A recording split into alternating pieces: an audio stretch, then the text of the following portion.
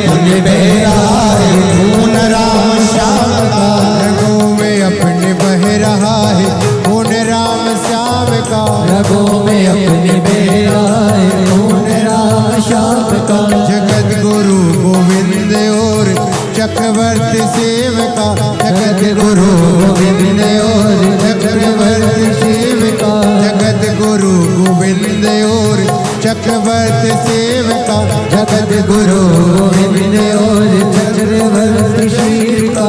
चल पड़ा तो चल पड़े, तो चल पड़ा तो चल पड़े, के साथ तेरे भारती देश है पुकारता पुकारती माँ भारती, ये देश है पुकारता पुकारती माँ भारती। उठो जवान देश के वसुंधरा पुकारती, उठो जवान देश की वसुंधरा पुकारती, उठो जवान देश के वसुंधरा पुकारती, उठो जवान देश की वसुंधरा पुकारती। हमारे पूर्वजों को भी ये प्रसन्नता होती है कि हम कहीं श्रेष्ठ जगह पर पहुंचे हैं। देखिए, एक तो मिलना मानव का शरीर कठिन है, और ऊपर से अगर मानव का शरीर मिल भी जाए तो भगवान का भजन कठिन है। और अगर ये दोनों चीजें मिल रही है, शरीर भी मनुष्य का मिल गया, मानव की देह भी मिल गई, और भगवान की कथा, भजन, सत्संग सब मिल गया, तो समझिएगा कि आपके बराबर दुनिया में कोई पुण्य वाला स्थान, कोई पुण्यवान जीव नहीं।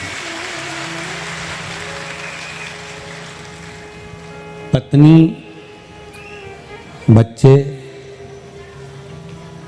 परिवार, भोजन, पानी, ये सब कुछ हर जन्म में हमको प्राप्त हो जाएगा। ऐसा कोई जन्म नहीं है जिस जन्म में हमको भोजन नहीं मिलेगा। ऐसा कोई जन्म नहीं जिस जन्म में हमारी पत्नी नहीं होगी, हमारा पति नहीं होगा, हमारे बच्चे नहीं होंगे। ऐसा कोई जन्म नहीं है जिस जन्म में हमारा रहने का कोई स्थान नहीं होगा। संपूर्ण जन्म में जितने भी जलचर, थलचर, वायुचर, जितने भी हमारे जन्म हैं, प्रत्येक जन्म में, हर एक जन्म के अंतर्गत हमारी पत्नी, हमारे बच्चे, हमारा कुटुंब, हमारा परिवार सब कुछ होगा। पर प्रत्येक जन्म में भगवान की कथा नहीं हो सकती, और भगवान को चढ़ाने के लिए एक लोटा जल हमें प्राप्त नहीं हो सकता। मिला मौका ये शरीर से, मिला ये शरीर, कुछ अच्छा कर कर जाना। जाते तो सभी हैं, मरेंगे तो सब। कौन सा सीवर वाला महाराज अमर बूटी खाकर आया है, जाएगा तो वो भी, और जाना आपको भी है। संसार का कोई एक व्यक्ति ऐसा नहीं जो मृत्यु से पीछे हट जाए।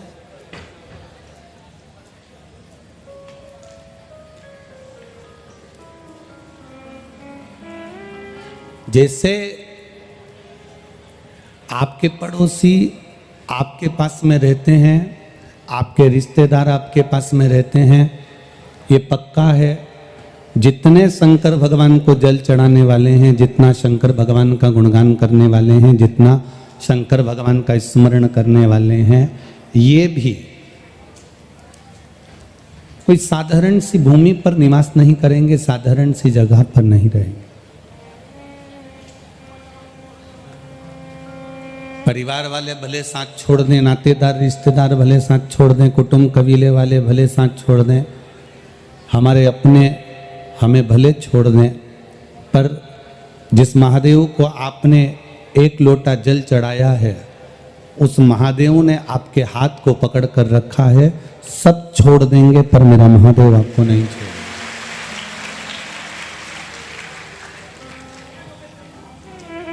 हर छोड़ कर चला जाएगा, कुटुंब परिवार नाते रिश्ते सब छोड़ दें।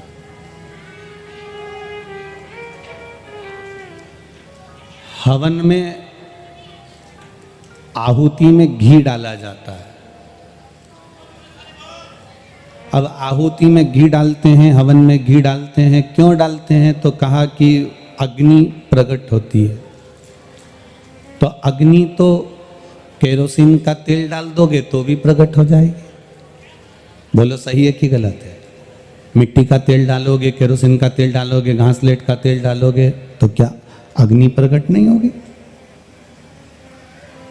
मिट्टी के तेल से, घासलेट के तेल से, केरोसिन के तेल से भी अग्नि प्रकट हो सकती है।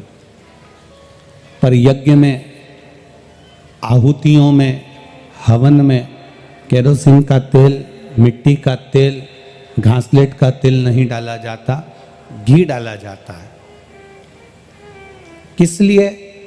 क्योंकि हवन में भक्ति की जरूरत होती है, अहंकार की नहीं। घासलेट का जो तेल होता है, मिट्टी का जो तेल होता है, उसको आगी में आप यूं डालो एकदम भभक के ऊपर जाएगा। पर उसी अग्नि में आप एक कटोरा भरकर घी डाल दो, एकदम भभक कर अग्नि ऊपर नहीं जाएगी, धीरे से जाएगी, एकदम स्लो जाएगी, एकदम आराम से जाएगी। घासलेट का तेल डाला, पेट्रोल डाला, डीजल डाला तो एकदम आग भभक जाएगी, एकदम अग्नि तेज हो जाएगी। पर घी डाला तो वो अग्नि एकदम भभकेगी नहीं, धीरे से अग्नि पकड़ेगी, तब धीरे से वो अग्नि फिर आंच पकड़ेगी और फिर ऊंची जाएगी। उसी तरह अहंकार व्यक्ति का तुरंत भभक जाता है। अभिमान व्यक्ति का तुरंत, जैसे पेट्रोल डाला, डीजल डाला, घासलेट, केरोसिन तेल डाला और अग्नि प्रगटी, एकदम आग भभक गई, एकदम आग तेज हो गई। अहंकार एकदम भभक सकता है, अभिमान एकदम भभक सकता है, अहंकार एकदम प्रकट हो सकता है। जरा सा किसी ने कुछ कहा और आपका अभिमान प्रकट हो गया, मैं तुम्हें जान लूंगा, मैं तुम्हें देख लूंगा, मैं तुम्हें समझ लूंगा, मैं ऐसा कर दूंगा, मैं वैसा कर दूंगा, ये तुम्हारा अभिमान है, ये एकदम भभक जाता है। पर जो घी की आंच होती है, जो घी अग्नि में डाला जाता है, जो घी हवन में डाला जाता है, जो घी साकल्य में छोड़ा जाता है, वो अहंकार का नहीं होता, वो भक्ति का होता है। इसलिए उसमें आंच एकदम तेज नहीं हो पाती, उसमें नम्रता की आंच चलती है। नम्र भगवान को पाने का सबसे सुंदर तरीका है आपके भीतर की नम्रता। परमात्मा को पाने का सबसे सुंदर तरीका है आपके भीतर की सहनशीलता। भगवान को पाने का सबसे सुंदर तरीका है आपकी वाणी की मिठास। एक तोता, आप में से कई लोग होंगे जिनके घर में मिट्ठू होगा, तोता होगा, उसको लोग हरी मिर्ची खिलाते हैं। बोलो सही है कि गलत है? खिलाते हो कि नहीं खिलाते? तोते को हरी मिर्ची खिलाते हैं तो भी वो मीठा बोलता है, और इंसान रोज आधा किलो शक्कर खा जाता है तो भी कड़वा बोलता है। तोता हरी मिर्ची खाने के बाद भी मीठा बोल रहा है। श्री स्वामी समर्थ जी जब मिर्ची को खाते थे, श्री स्वामी समर्थ जी जब मिर्ची को मुख में लेते थे तो उनके पास में बैठे हुए उनके भक्त कहते थे, गुरुदेव आप कुछ अच्छा पाने का प्रयास क्यों नहीं करते? आप कुछ अच्छा खाइए ना, हम आपके लिए पकवान लाते हैं, लड्डू लाते हैं, पेड़ा लाते हैं, हम मिठाई लाते हैं, हम आपके लिए ये लेकर आते हैं, हम आपके लिए वो लेकर आते हैं। श्री स्वामी समर्थ जी कहते हैं, मिर्ची खाने वाला तोता मीठा बोल देता है, पर मीठा खाने वाला भी एक दिन कड़वा बोल देता है। इसलिए मिर्ची से हेत कर ली ना तो कोई दिक्कत वाली बात नहीं, कोई बात नहीं। हमने हेत तो मिर्ची से करी है, हमने पाया तो मिर्ची को है। काम, आसक्ति, लोभ, तृष्णा, अहंकार, ये कहीं ना कहीं हमें परमात्मा से दूर कर देता है। तन को धोने के कितने सारे साबुन मिलते हैं भाई, जरा विचार करिएगा। एक से बढ़कर एक साबुन, बाजार में चले जाओ, बहुत जोरदार जोरदार साबुनों का नाम आपको मिल जाएगा। साहब ये वाली कंपनी का है, साहब गोदरेज का है, साहब पेयर्स है, साहब लक्स का है, साहब लाइफ बाई का है, साहब ये वाला है, साहब ब्रिज का है, साहब ये है, साहब वो है, कहीं मोती का है, कहीं इसका है, कहीं उसका है। विचार करिए। तन को धोने के साबुन बहुत सारे मिल रहे हैं, तन को धोने के साबुन बाजार में बहुत मिल जाते हैं और आप तन धो भी लेते हो, पर आज तक ऐसी कोई दुकान नहीं मिली जहां पर मन को धोने का साबुन मिलता हो, जहां से हम साबुन खरीद लाएं और अपने मन को धो लें।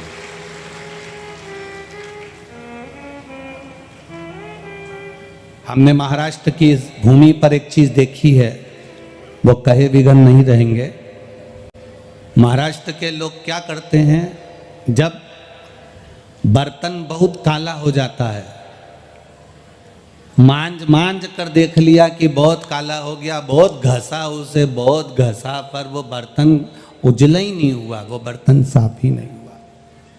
तो महाराष्ट्र के लोग इतने चतुर होते हैं, उस बर्तन को छाछ में या बर्तन के अंदर छाछ भर देते हैं।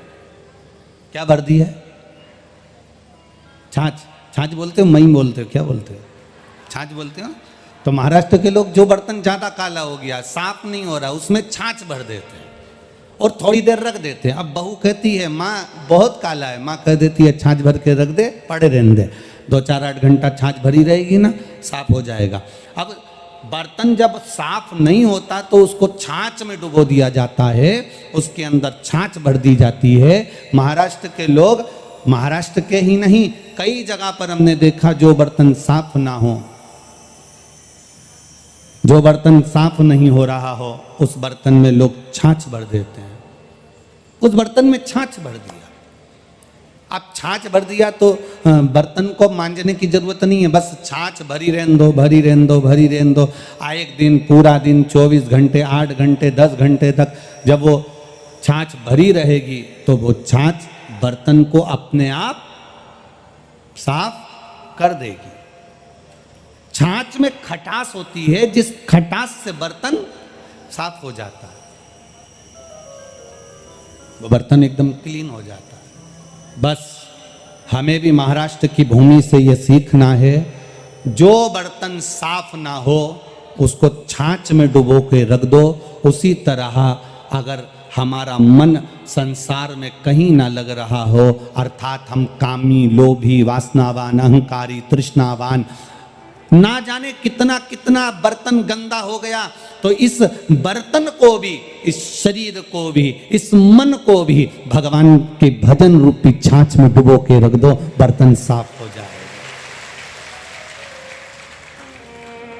तन धोने का साबुन मिल सकता है,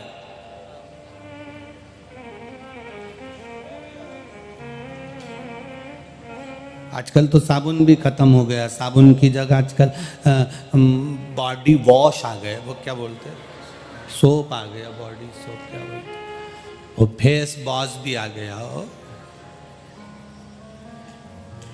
इतना लोगों ने प्रोग्रेस करी, इतनी तुकतान लगाई, इतनी तुकतान लगाई, इतनी प्रोग्रेस कर ली कि साबुन भी पकड़ना नहीं पड़ेगा, केवल होटल में जाके यूं दबाओ, यूं निकले, लगाई लो पोता, नहा के बाहर। और चलो तो चलो, हैदराबाद कथा करने गए थे, वहां तो बाल्टी भी नहीं धरी उनने, ना डब्बा धरा। हमने पूछा भाईती जी से, हमने कहा भाईती जी इसमें तो बाथरूम में बाल्टी और डब्बा कुछ भी नहीं है, कि गुरुजी जरूरत ही नहीं है। हमने कहा क्यों जरूरत नहीं है? बस ऐसी बटन दबाओ, ऊपर से पानी गिरेगा ना, नहा धो के चल दो।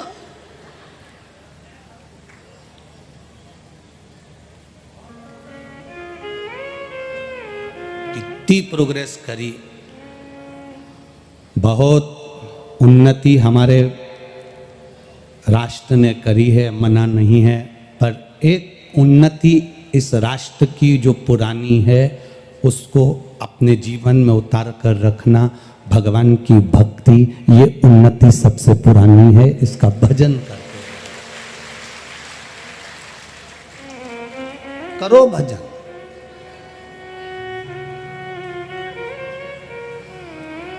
स्कूल में आपको कमाने का तरीका सिखाया जाएगा। स्कूल में आपको डिग्री प्राप्त करने का तरीका सिखाया जाएगा।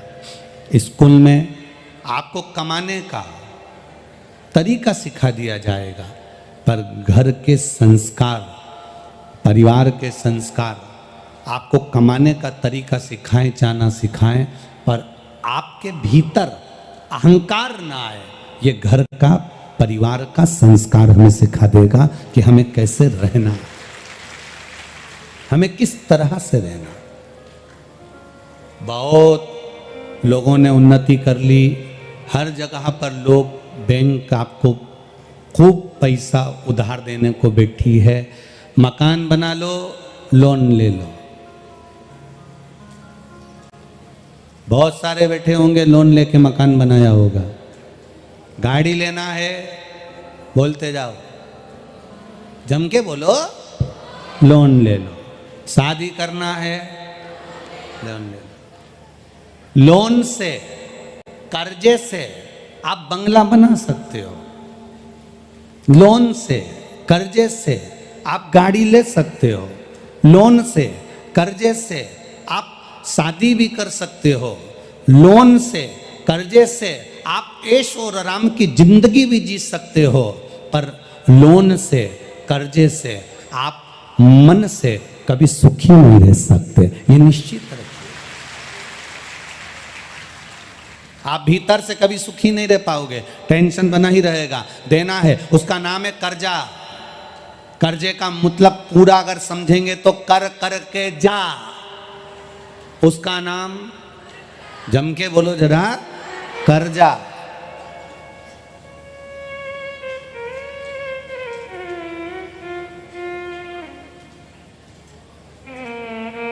एक मुंबई में, पूना में, दिल्ली में फ्लैट लिया, एक फ्लैट लिया और उसका कर्जा चुका चुका के खुद आखिरी में अर्थी पे लेट गया। उसी का नाम है फ्लैट, अंत में जाके लेट। पूरी जिंदगी कर्जा चुकाता रहा, पूरी जिंदगी। बहुत लोगों ने उन्नति कर ली, हर जगह पर लोग, बैंक आपको खूब पैसा उधार देने को बैठी है। मकान बना लो, लोन ले लो। बहुत सारे बैठे होंगे, लोन लेके मकान बनाया होगा। गाड़ी लेना है, बोलते जाओ, जम के बोलो, लोन ले लो। शादी करना है, लोन ले लो। लोन से, कर्जे से आप बंगला बना सकते हो। लोन से, कर्जे से आप गाड़ी ले सकते हो। लोन से, कर्जे से आप शादी भी कर सकते हो। लोन से, कर्जे से आप ऐश और आराम की जिंदगी भी जी सकते हो। पर लोन से, कर्जे से आप मन से कभी सुखी नहीं रह सकते, ये निश्चित रखिए। आप भीतर से कभी सुखी नहीं रह पाओगे, टेंशन बना ही रहेगा। देना है, उसका नाम है कर्जा। कर्जे का मतलब पूरा अगर समझेंगे तो कर करके जा, उसका नाम, जम के बोलो जरा, कर्जा।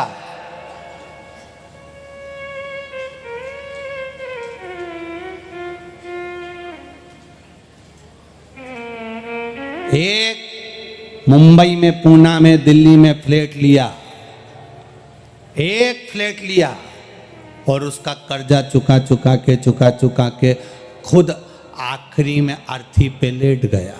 उसी का नाम है फ्लैट, अंत में जाके लेट। पूरी जिंदगी कर्जा चुकाता रहा, पूरी जिंदगी। बनाया फ्लैट, अपनी तनख्वाह से पैसे कटवाए, अपनी तनख्वाह से पैसे कटवाए, अपनी तनख्वाह से कटते रहे वो फ्लैट। बाद में किसके काम आया? तुम पूरी जिंदगी लोन भरते रहे भरते रहे भरते रहे, ना पत्नी ने वो कर्जा चुकाया ना बच्चों ने कर्जा चुकाया, पूरी जिंदगी तुमने कर्जा चुकाया, सुख से दो रोटी नहीं खा पाए। इसलिए शिव महापुराण की कथा कहती है जितना कमा रहे हो उसमें से थोड़ा सा बचत कर कर अपना भरण पोषण सही तरीके से करो। मत कहीं दान करो, कहीं मत दो, कम से कम अपने ऊपर खर्च करो और अपनी जिंदगी सही जीने का प्रयास करो।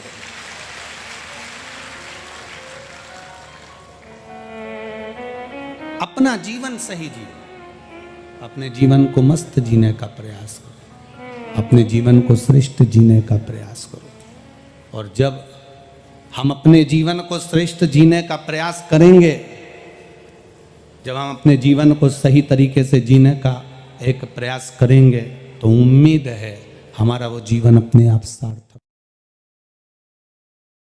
देवादिदेव महादेव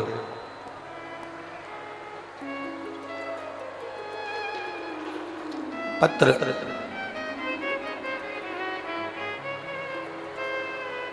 में लतागिरी, धर्मपत्नी धर्मेंद्रगिरी, उत्तम नगर, नई दिल्ली। मेरी 10 साल की बेटी के बाद संतान का सुख नहीं हुआ। डॉक्टरों ने मना कर दिया था कि तुम्हें संतान नहीं होगी, पर आपकी कथा टीवी के माध्यम से सुनी। आपने कहा था पंडाल में बैठकर जो मांगा जाता है वो बाबा देता जरूर है। उसी समय पर आपका 2022 का रुद्राक्ष महोत्सव हो रहा था, हम उसमें चले गए और हमने वहां पर कंकर शंकर की पूजन करी, एक रुद्राक्ष लिया। वहां से आने के बाद हमने सफेद आंकड़े की जड़ का प्रयोग किया, पशुपतिनाथ का व्रत किया। एक व्रत करने पर हमें उसका फल नहीं मिला, हो सकता है हमारी पूजन में कोई कमी रह गई हो।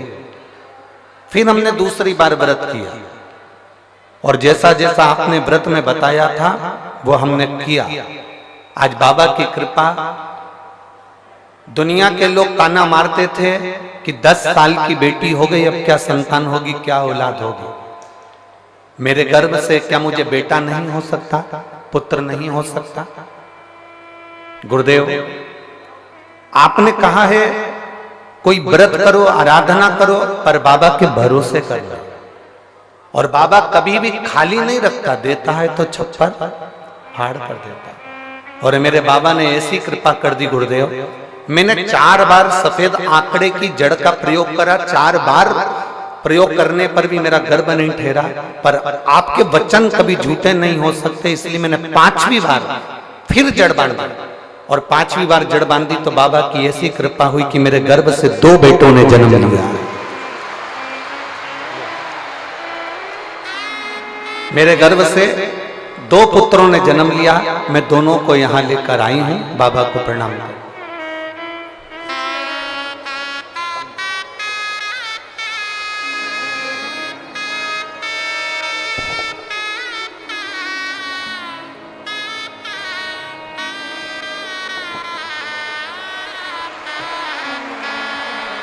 एक बार दोनों के लिए बहुत बहुत साधुता। शंभु शरण पड़ी मांगू घड़ी रे घड़ी, दुख काटो दया करी दर्शन आपो। शंभु शरण पड़ी मांगो घड़ी रे घड़ी, दुख काटो दया करी दर्शन आपको। शिव कृपा।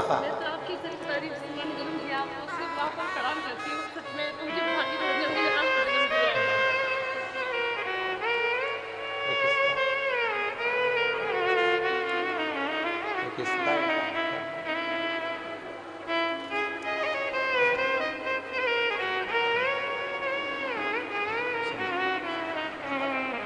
अरे लुटा दिया प्यार का शिवाले ने, कर दिया मार का शिवाले ने। एक निवेदन करना चाहते हैं, आप लोग अगर स्वीकार करेंगे तो 15 से 20 मिनट कथा रोकी गई लाइट की प्रॉब्लम के कारण। भले आस्था चैनल पर भले 4 बजे कथा कट हो जाए, पर हमारा मन है कि 20 मिनट कथा पीछे तक चलती रहे। आप लोगों का अगर मन होगा तो अपन इस कथा को अपना समय कवर करेंगे। जो हमको बाबा ने जो समय दिया है उसको हम पूरा पूरा आप तक पहुंचाएं, ये प्रयास करें। 4 बजे कथा अगर आस्था चैनल पर कट हो जाती है तो हमारे YouTube चैनल पर, हमारे Facebook चैनल पर ये कथा चलती रहेगी 20 मिनट पीछे तक, ठीक है। अगर मान लो कथा टीवी पर देखने वालों की कट हो जाए तो वह YouTube चैनल, Facebook पर भी देख सकते हैं। आस्था चैनल वालों से भी निवेदन है, जितना ज्यादा दिखा सकते हो प्रयास करिएगा। शिव तत्व है, भगवान शंकर की परम आनंदता। मेरी जीजियों, जैसे घर की खिड़की मजबूत होती है, घर का दरवाजा मजबूत होता है। खिड़की क्यों मजबूत रखी कि कोई अंदर प्रवेश ना करे। दरवाजा क्यों मजबूत रखा कि कोई अंदर प्रवेश ना करे। खिड़की मजबूत रखी जिससे कोई अंदर प्रवेश ना करे, दरवाजा मजबूत रखा जिससे कोई अंदर प्रवेश ना करे। उसी तरह शिव महापुराण की कथा कहती है, कथा सुन सुनकर अपने मन और दिल को भी इतना मजबूत कर लो कि शंकर की निंदा तुम्हारे कानों में प्रवेश ना करे। निष्फलता तुम्हारे भीतर ना है। तुम हार नहीं सकते कभी जिंदगी में। ये कभी विचार न करिएगा कि मैं बहुत थक चुका हूं, मैं बहुत हार चुका हूं, मैं बहुत कमजोर हो चुका हूं, मैं बहुत परेशान हो चुका हूं। ना, निष्फलता तुम्हारे भीतर प्रवेश नहीं। अगर शंकर की कथा आप सुन रहे हो ना, शिव महापुराण की कथा यदि आप श्रवण कर रहे हो तो भीतर से इतने मजबूत हो जाना कि तुम्हारे अंदर कोई ये विकार ना आए कि मैं अब कुछ नहीं कर सकता, मैं आगे नहीं बढ़ सकता, या मुझे इतना बड़ा रोग हो गया, बीमारी हो गई, अब मैं ठीक नहीं हो सकता।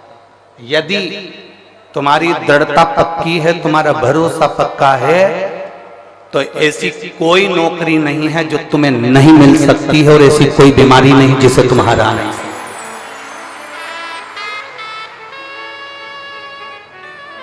अपने लक्ष्य को पक्का कर, अपने विश्वास को पक्का कर।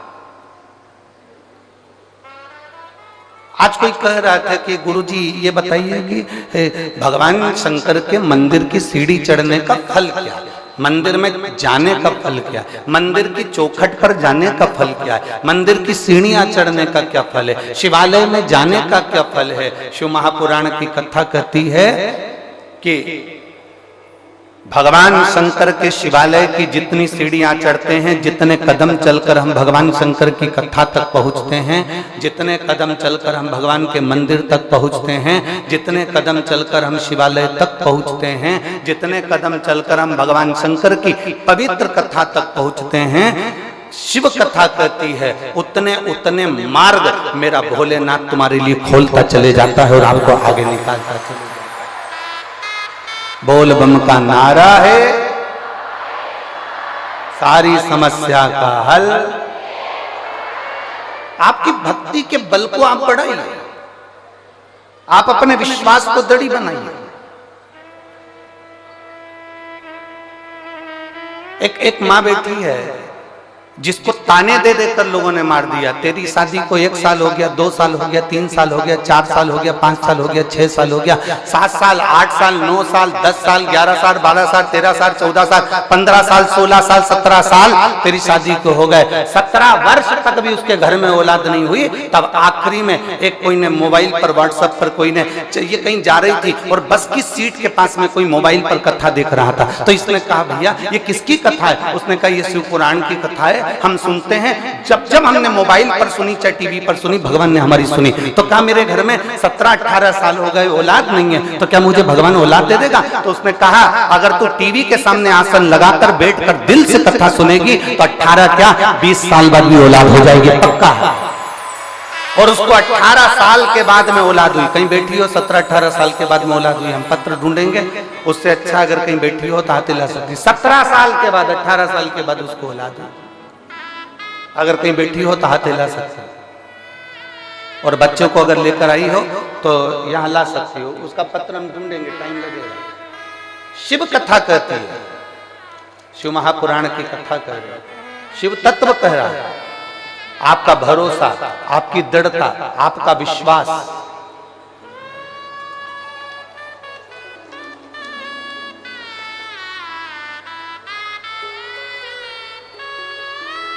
पूनम ग्राम बेरी जिला महेंद्रगढ़ की रहने वाली हूं। कहीं बैठी हैं, हाथ हिला सकती हैं। पूनम ग्राम बेरी जिला महेंद्रगढ़ की रहने वाली हूं। मेरी शादी को 17 साल निकल गए थे पर संतान का सुख नहीं था। बस में कहीं जा रही थी और जाते जाते कोई के मोबाइल पर आपकी कथा सुनी और उसने कह दिया कि कथा आसन लगाकर सुनना, मेरा बाबा तेरी झोली भर देगा। बाबा की मैं क्या गुणगान करूं। और ऐसी कृपा भोलेनाथ ने कर दी कि मेरे मामा की बेटी ने भी मुझे उस कथा के बारे में बताया और मैंने कथा सुनना प्रारंभ करी। और बाबा की कृपा से 2-3 महीने तो मैंने सफेद आंकड़े की जड़ का प्रयोग करा, नहीं हुआ। 4 महीने करा, 5 महीने करा, मैंने भी पीछा नहीं छोड़ा। क्योंकि आप कहते हो ना कि भगवान को पकड़ कर रखना, अगर तुम्हारी भक्ति पक्की है तो वो देगा जरूर। 9 महीने तक मैं सफेद आंकड़े की जड़ का प्रयोग करती रही, तब मेरा गर्भ ठहरा और बाबा की कृपा से 17 साल के बाद मुझे पुत्र रत्न की प्राप्ति हुई। मुझे बेटा हुआ है 17 साल के। कहीं बैठी हो तो हाथ हिला सकते। 17 वर्ष के बाद शिव तत्व की प्राप्ति। और शंभु शरणे पड़ी मांगू घड़ी रे घड़ी, ऐसी दुख काटो दया करी दर्शन। आप शिव तत्व को जितना भजोगे, भगवान शंकर की कथा को जितना अपने भीतर उतारोगे, शिव भक्ति को जितना अपने अंदर उतारने का प्रयास करोगे, मेरा देवाधिदेव महादेव उतनी कृपा करना प्रारंभ करेगा। शिव तत्व शंभु ओघड़ी है। मेरी रेवाड़ी की जीजियों, मेरे रेवाड़ी के जीजाओं, मेरी बेटियों, बेटाओं, मेरी माताओं, अपने भीतर एक विश्वास को दृढ़ बनाकर रखना। जितने यहां कथा में बैठे हो ना, एक विश्वास को पक्का रखकर बैठना। इसमें अलवर के, और अभी कथा बातचीत थी हरियाणा में तारा बाबा की कुटिया में, सिरसा का। इन पूरे पत्रों में सबसे ज्यादा पत्र अलवर के, सिरसा के, नोएडा, दिल्ली में जो कथा बातचीत थी स्कूल में, उसके पत्र हैं। इन पत्रों में लिखा कि हमने वहां के पंडाल में बैठकर कथा सुनी थी और मेरे बाबा ने मेरी झोली भर दी।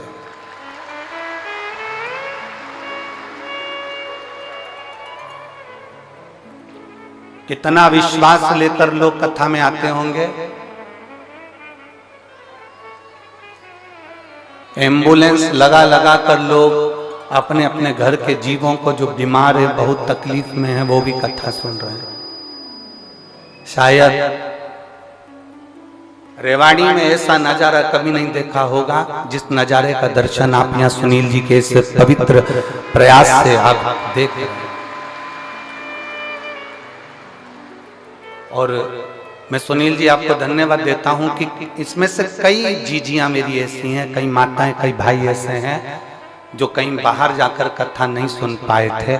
आपके माध्यम से कम इनको कथा सुनने का मौका मिला। साधुता है, ये शिव तत्व है। एक प्रयास करिए भगवान को पाने का। खिड़की मजबूत बनाते हो जिससे अंदर कोई घुसे ना, प्रवेश ना करे।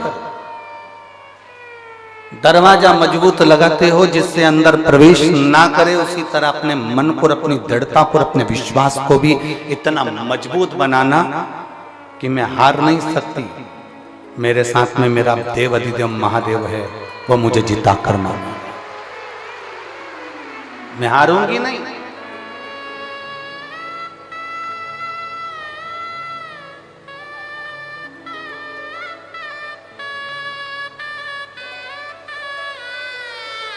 वो एक लाइन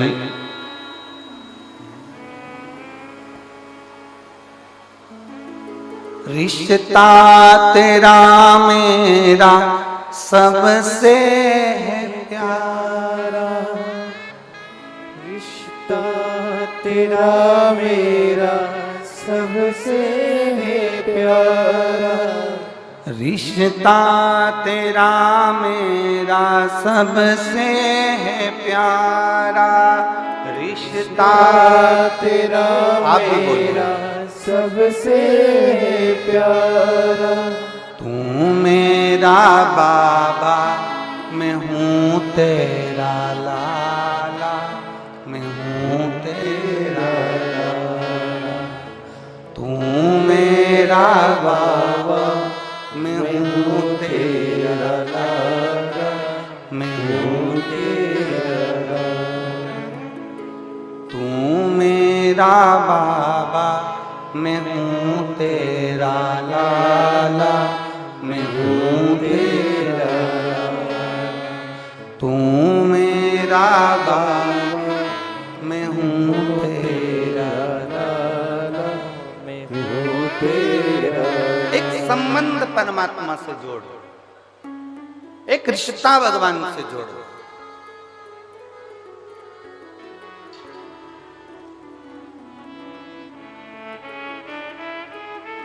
इन पत्र में एक बहन ने लिखा है जिसमें उसने लिखा कि मैं इतनी कर्जे में डूब गई, इतनी कर्जे में डूब गई कि ना मेरे पास खाने को था ना पहनने को था, ना खाने को है ना पहनने को। उस बहन ने परंतु लिखा कि आज बाबा ने मुझे सब कुछ दे दिया, सब कुछ। मेरा मकान चले गया, काम धंधा बिजनेस सब चले गया, बहुत दुनिया के धक्के खा लिए। ऐसा कोई दरवाजा नहीं था जिस दरवाजे पर जाकर मैं रोई नहीं होंगी। और आखिरी में मैंने देवाधिदेव महादेव को जल चढ़ाना प्रारंभ करा और मेरे शंकर भगवान ने 8 साल पहले जो मकान मेरा गिरवे रखा फिर बिक गया, सब चले गया। 8 साल के बाद मेरे बाबा ने उससे 4 मंजिला बड़ा मकान बनाकर मुझे दे दिया। ये शिव है।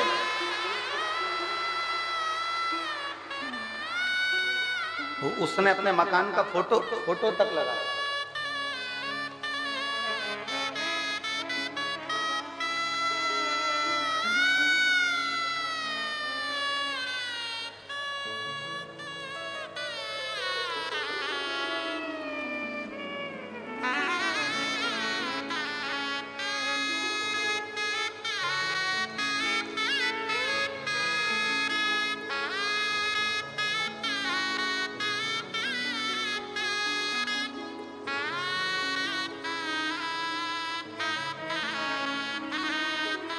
उसने अपने मकान का फोटो भी लगाया। शिव तत्व ऐसा, उसको जानना जरूरी है। दक्ष प्रजापति नहीं जाना था भगवान शंकर को, दक्ष प्रजापति के मन में तो शंकर जी के प्रति बैर भरा हुआ था। कारण एक बेटी रति कामदेव के साथ ब्याही थी,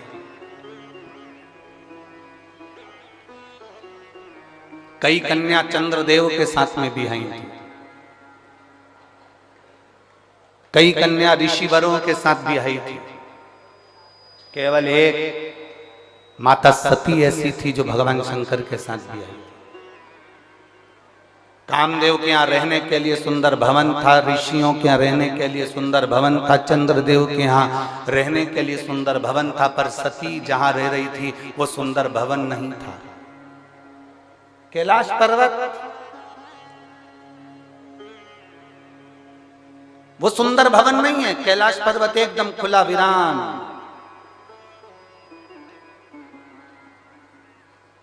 रह रही है मां सती। दक्ष प्रजापति के मन में बहुत बहुत भेद उत्पन्न हो गया। और भेद क्या था? दक्ष प्रजापति ने चंद्रदेव को काया का रोग होने का श्राप दे दिया था कि चंद्र मैं तुझे श्राप देता हूं कि तुझे काया का रोग होगा। चंद्र को काया का रोग हो गया, उसकी काया क्षीण होने लगी, गिरने लगी, टपकने लगी।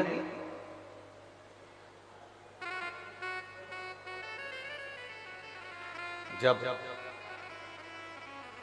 काया का रोग हो गया चंद्रदेव को, चंद्र बड़ा दुखी हो गया। अब मैं करूं तो करूं क्या? क्या करूं? बीमारी और भिखारी इनको बुलाना नहीं पड़ता, ना बीमारी को बुलाना पड़ता है, ना भिखारी को बुलाना पड़ता है, ये अपने आप आते हैं। बीमारी भी अपने आप आती है और भिखारी भी अपने आप आते हैं। आप थोड़ी देर के लिए गाड़ी चौराहे पे खड़ी कर लो, भिखारी आ जाए। आप थोड़ी देर कहीं जाकर खड़े हो जाओ, भिखारी आपके सामने आ जाएंगे। आपने उसको हाथ देकर नहीं बुलाया, भिखारी को इशारा कर कर नहीं बुलाया, भिखारी को झाला देकर नहीं बुलाया, भिखारी को पत्र देकर नहीं बुलाया। भिखारी और बीमारी ये दोनों बिना बुलाए आते हैं। बीमारी को भी बुलाया नहीं जाता कि मेरा सिर दुखना, मेरा पेट दुखना, मेरे हाथ पैर दुखना, ये बीमारी को बुलाया नहीं जाता।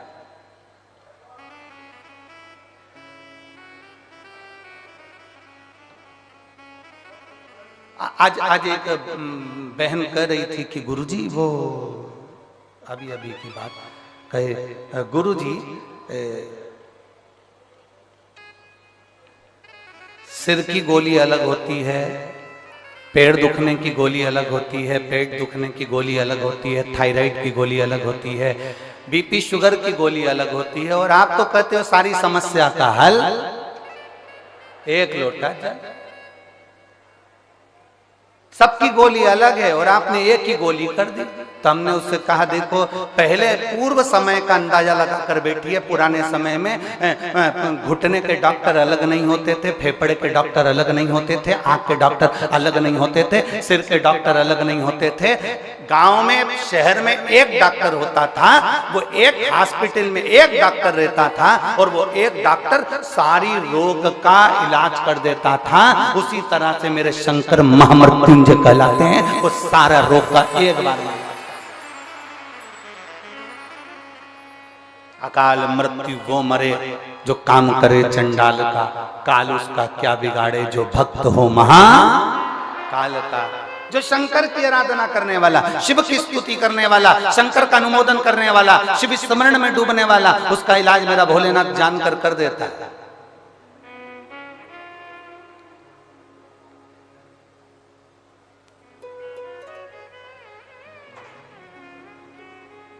सिर की गोली खाते हो, सिर बंद होता है कि नहीं होता? जम के तो बोलो, होता है ना। पेट की गोली खाते हो, पेट बंद होता है कि नहीं होता? जम के बोलो, होता है ना। नेत्र की गोली खाते हो, नेत्र की तकलीफ दूर होती है ना। तो गोली को कैसे मालूम कि सिर में ही फिट होना? उस पे सील ठप्पा देकर तो नहीं भेजा गया कि तू कहीं इधर उधर मत जाना। पेट की गोली है तो पेट पे ही इफेक्ट करना, सिर की गोली है तो सिर पर ही इफेक्ट करना।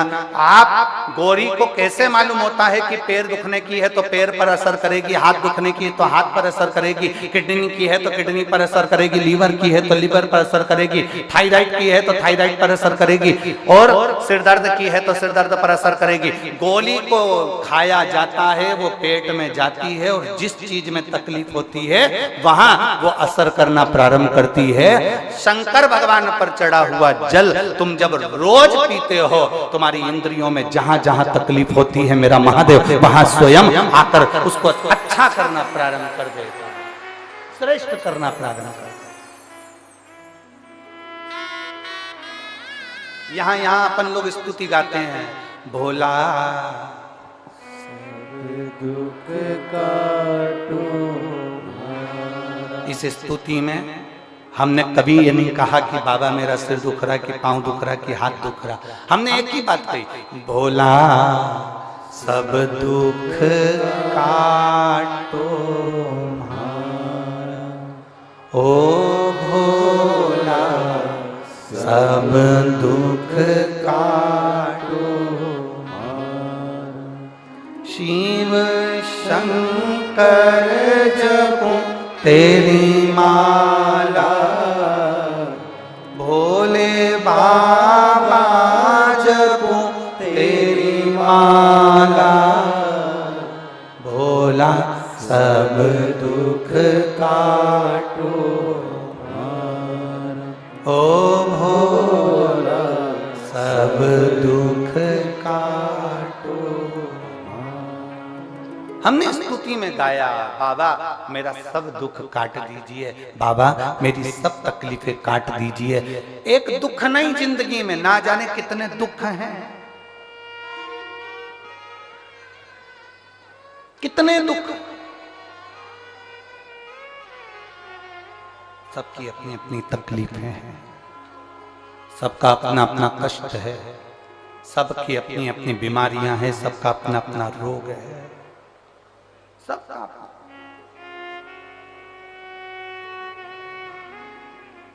चंद्रदेव को रोग हुआ काया का, काया टपक टपक कर गिरने लगी, चंद्र की आंखों में आंसू भर गया। मेरा काया का रोग कौन मिटाएगा? कौन?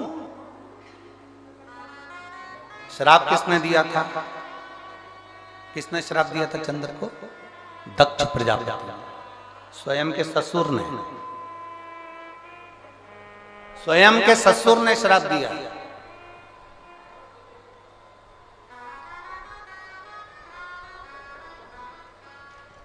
काया का रोग मिटो।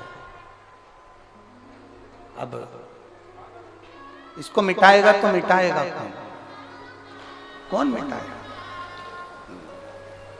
कौन मिटा सकता है? चंद्र के मन में खलबली उत्पन्न होने लगी, रोने लगा चंद्र। कौन मेरे दुख को मिटा सकता है? चंद्र की आंख में आंसू भर गए, रो रहा, रो रहा। और बहुत ध्यान देने वाला विषय है, जब चंद्र रो रहा है, चंद्र की आंखों में जल भर गया कि मेरे शरीर में ये रोग पड़ गया। चंद्र भगवान नारायण के पास में जाकर विनय करे कि मेरे शरीर में ये रोग पड़ गया है। चंद्र ब्रह्मा जी के पास जाकर निवेदन करे कि मेरे शरीर में ये रोग पड़ गया है। चंद्र ने कई देवताओं के पास में जाकर निवेदन करा कि मुझे ये रोग पड़ गया है, ये रोग का निवारण कैसे हो सकता है?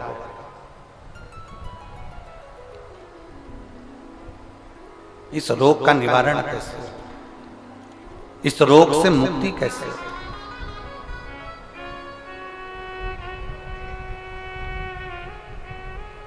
कोई ने कह दिया, चंद्रदेव को कई लोग मिले, चंद्रदेव से कहा तुम ये कर लीजिए, ऐसा करने पर तुम्हें फल की प्राप्ति हो जाएगी। एक शीतल आरती होती है, मेरी जीजियों बड़े सावधानी से सुनिएगा। एक शीतल आरती होती है।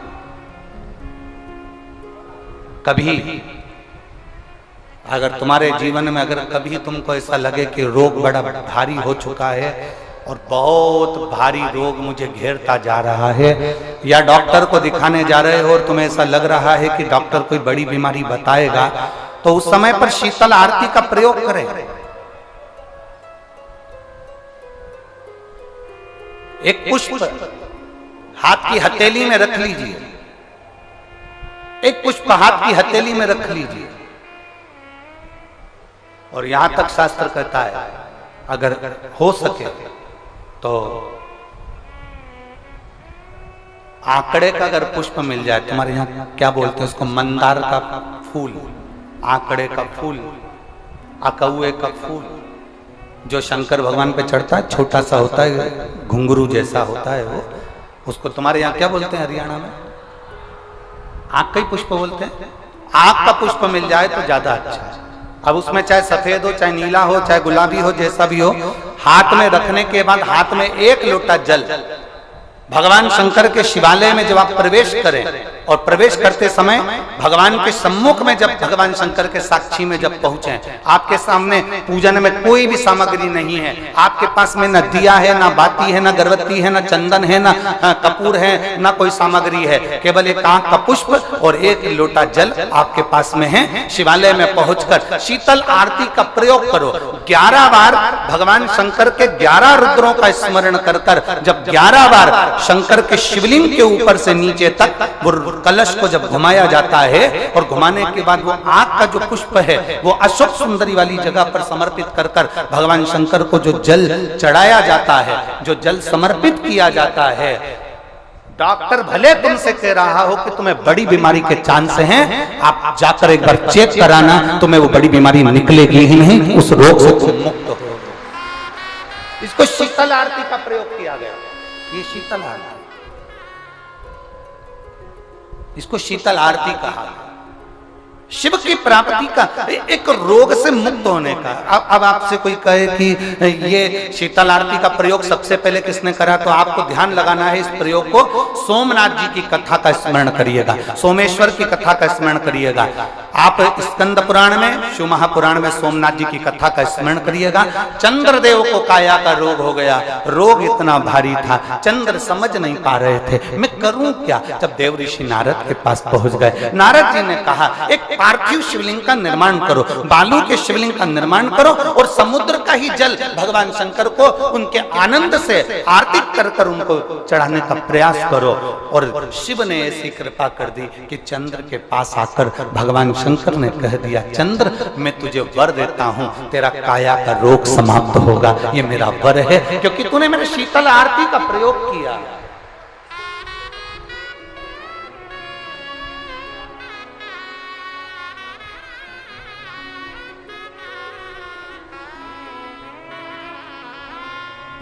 मेरी जीजियों, 2 चीजें बड़ा स्मरण में रखिएगा। एक, बैसाख महीने में मट्टी के पात्र का जल, अभी अभी क्या चल रहा है, फागुन, अभी क्या चल रहा है, फागुन। जब बैसाख का महीना आए ना,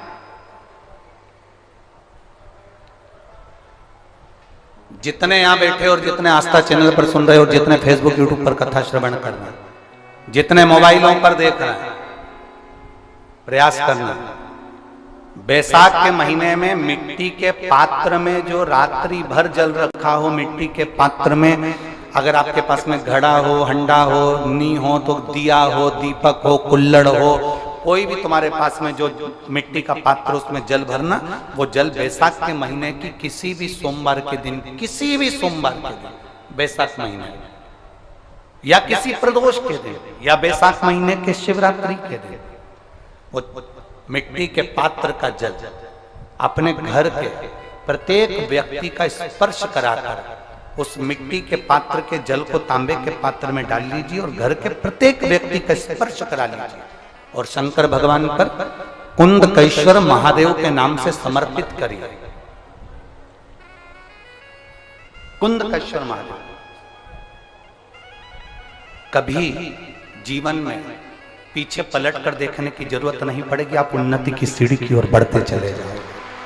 बैसाख महीने में मट्टी के पात्र का जल भगवान शंकर को समर्पित होना चाहिए, उसका सुख हमारे जीवन को एक आनंद फल प्रदान।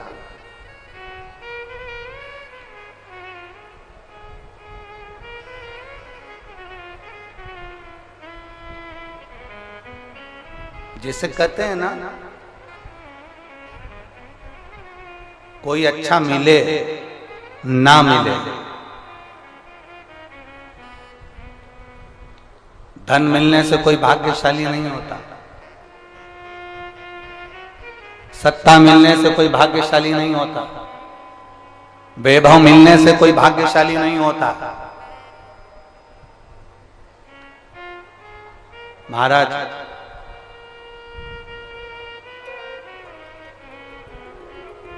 धन मिलने से कोई भाग्यशाली नहीं होता, वैभव मिलने से कोई भाग्यशाली नहीं होता, सत्ता मिलने से कोई भाग्यशाली नहीं होता, बड़ा मकान मिल जाने से कोई भाग्यशाली नहीं होता। शिव महापुराण की कथा कहती है, अगर दो सही मिल जाएं तो तुम्हारा जीवन सफल हो जाए।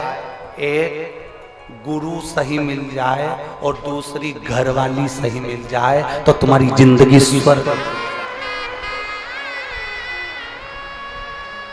दो सही मिलना चाहिए। धन मिलने से कोई भाग्यशाली नहीं होता, वैभव मिलने से कोई भाग्यशाली नहीं होता, सत्ता मिलने से कोई भाग्यशाली नहीं होता, बड़ी मकान बड़ी गाड़ी मिलने से कोई भाग्यशाली नहीं होता। दुनिया का सबसे भाग्यशाली व्यक्ति वो होता है जिसको दो ठीक मिल गए, दो अच्छे मिल गए। एक गुरु अच्छा मिल जाए, दूसरी जम की बोलो घरवाली अच्छी मिले। गुरु अच्छा मिलेगा तो तुम्हें स्वर्ग की सीढ़ी चढ़ा देगा, और घरवाली अच्छी मिलेगी तो घर को स्वर्ग बना देगी।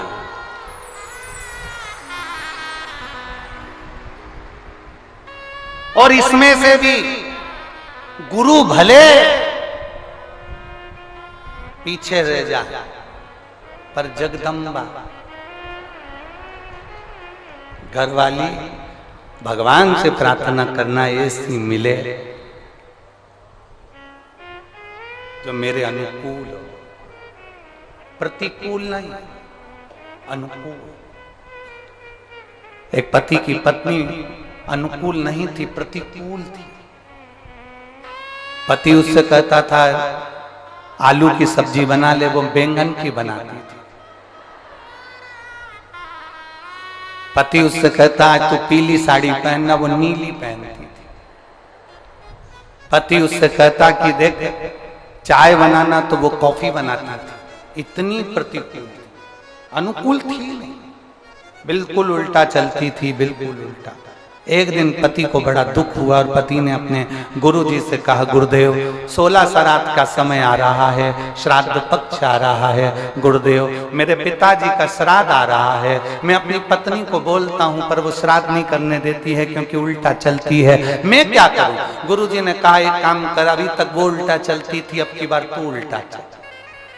उसने कहा गुरुजी उल्टा कैसे चलूं? तो वो तुरंत गुरुजी ने कहा कि ये काम कर, तू ऐसा कर कि आज घर जाकर बोलना अपनी पत्नी से, सुनो पिताजी का श्राद्ध है पर अपन श्राद्ध नहीं करेंगे।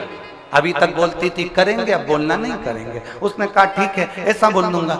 और उसने जाकर तुरंत कहा सुनो पिताजी का श्राद्ध है, अपन नहीं करेंगे। पत्नी तुरंत चिल्ला के बोली क्यों नहीं करेंगे? तुम्हारा बाप तुम्हारा पिता और तुम ही उनका श्राद्ध भी कर रहे, जरूर करेंगे।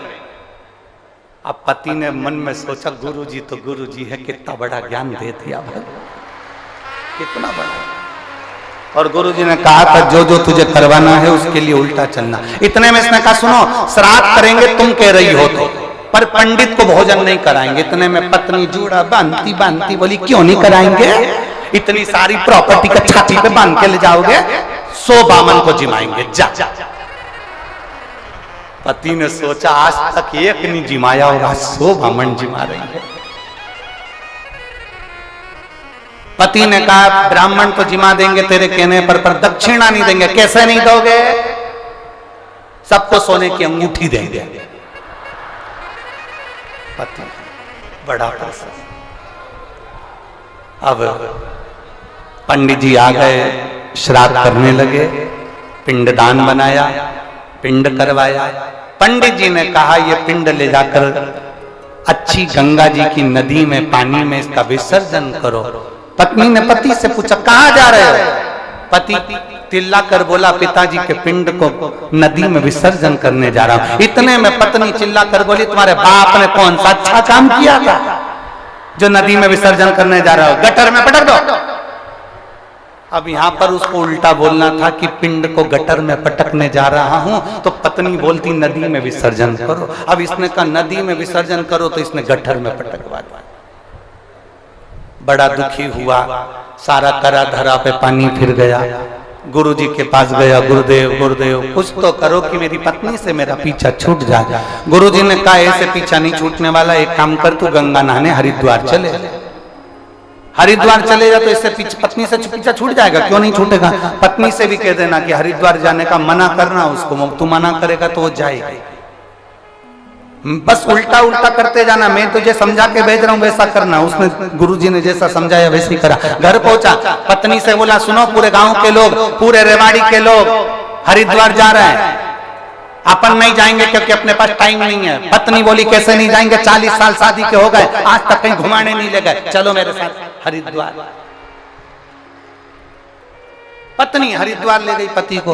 अब गुरुजी ने कहा था गंगा जी में नहाने जाना, और पत्नी जब नहाने लगे तो पत्नी से कह देना ज्यादा आगे मत जा।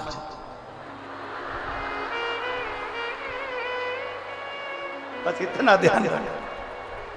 और पत्नी जैसे गंगा जी में उतरी और पति ने चिल्ला कर कहा आगे मत जाना। पत्नी बोली जाऊंगी जा।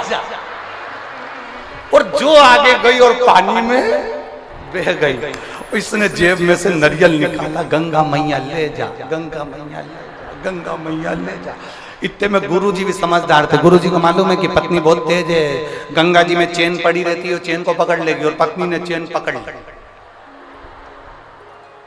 अब इसने नारियल वापिस जेब में रख लिया, ये तो बच गई। पर गुरुजी की वचन याद आ गए, जब चेन पकड़ ले तो चिल्ला कर कहना जम के पकड़। अब इसने चेन पकड़ी, पति ने कहा अच्छे से पकड़ना, जम के पकड़ना। पत्नी बोली नहीं पकड़ना, जा।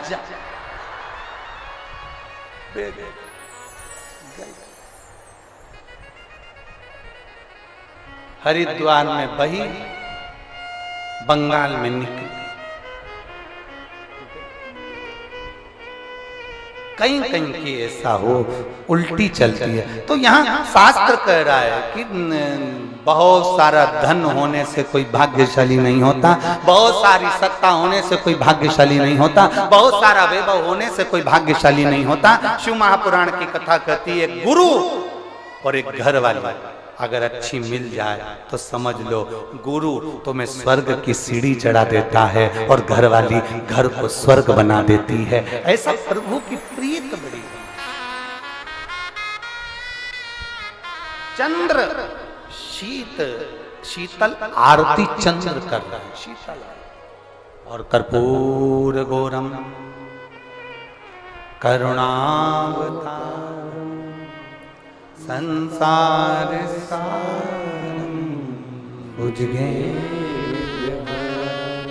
चंद्रदेव ने जो भगवान की आराधना करी, आराधना करते ही शंकर जी ने दर्शन दे दिया। दक्ष प्रजापति को क्रोध आ गया। दक्ष प्रजापति को क्रोध इसलिए आया कि दक्ष प्रजापति को क्रोध आने का कारण केवल इतना सा था कि मैंने चंद्र को काया का रोग का श्राप दिया था, इसका रोग ठीक किसने करा? तो मालूम पड़ा कि शंकर भगवान ने करा है, शिव ने करा है। बस दक्ष प्रजापति का हृदय जल गया। मेरा दामाद होकर मेरे अनुकूल नहीं चल रहा, मेरे विपरीत चल रहा। चंद्र को ठीक कर दिया, जिस चंद्र को मैंने काया का रोग दिया था उसको ठीक कर दिया। क्रोध में आ गए दक्ष प्रजापति और आखिरी में हुआ क्या? यज्ञ की तैयारी हुई, उस यज्ञ की मीटिंग में भी शंकर का अपमान किया, यज्ञ में शंकर को ना बुलाकर उनका अपमान किया। बार बार शंकर का अपमान करते हैं, केवल एक कारण है, क्योंकि शंकर भगवान ने उन्हें रोग से मुक्त करा था।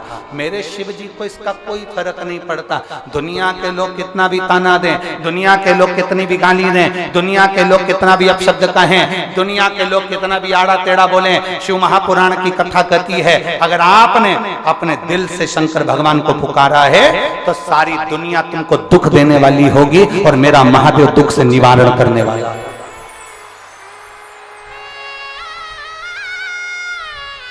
मेरा महादेव दुख से निवारण करने वाला।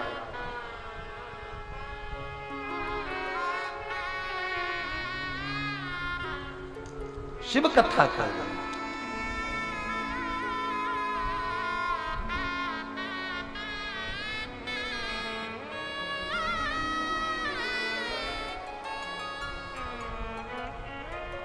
और सुन भोले त्रिपुरारी, द्वार तेरे आया हूँ। सुन भोले त्रिपुरारी, द्वार तेरे आया हूँ। सुन भोले त्रिपुरारी, द्वार तेरे आया हूँ। सुन भोले त्रिपुरारी, द्वार तेरे आया हूँ। द्वार तेरे आया हूँ, द्वार तेरे आया हूँ। द्वार तेरे आया हूँ, द्वार तेरे आया हूँ। सुन भोले त्रिपुरारी, द्वार तेरे आया हूँ। सुन भोले त्रिपुरारी, द्वार तेरे आया हूँ।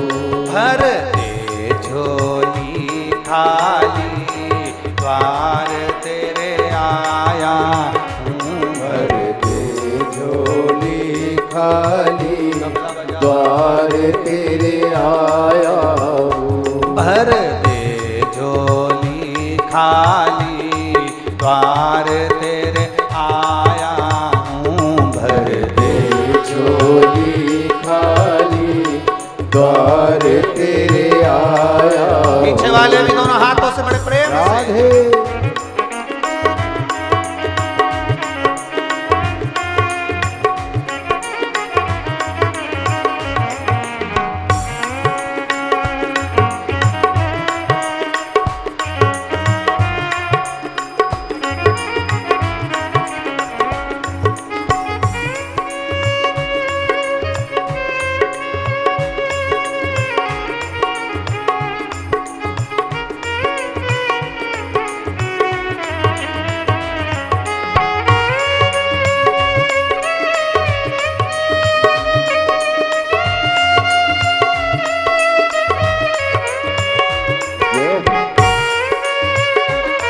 राधे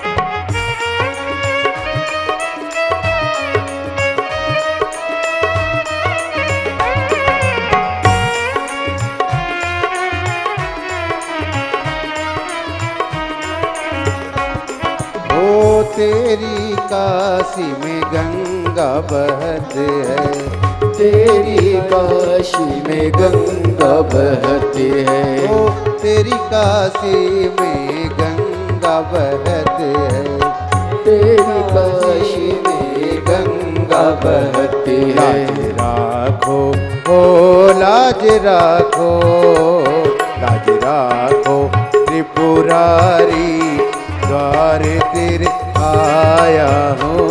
लाज राखो त्रिपुरारी, द्वार तेरे आया हूँ। सुन भोले त्रिपुरारी, द्वार तेरे आया हूँ। सुन भोले त्रिपुरारी, द्वार तेरे आया हूँ। द्वार तेरे आया हूँ, द्वार तेरे आया हूँ, द्वार तेरे आया हूँ, द्वार तेरे आया हूँ। सुन भोले त्रिपुरारी, द्वार तेरे आया हूँ। सुन भोले त्रिपुरारी, द्वार तेरे आया हूँ।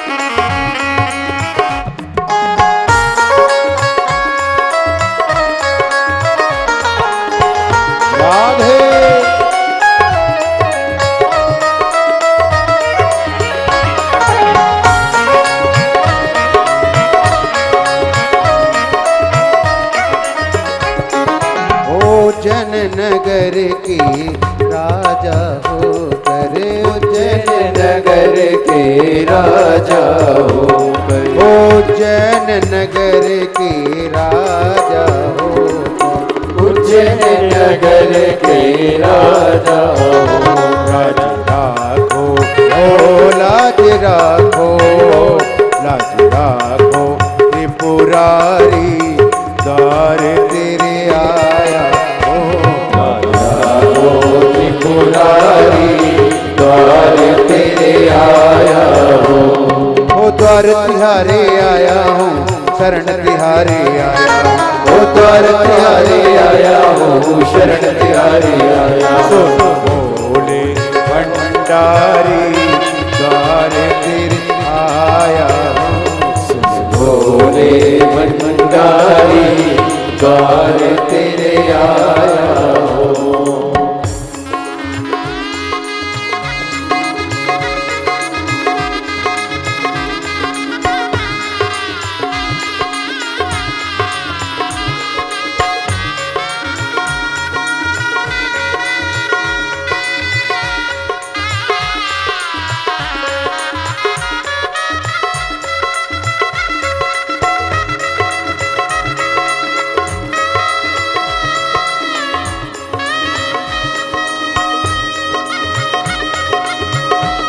बड़े भाव से दोनों हाथों से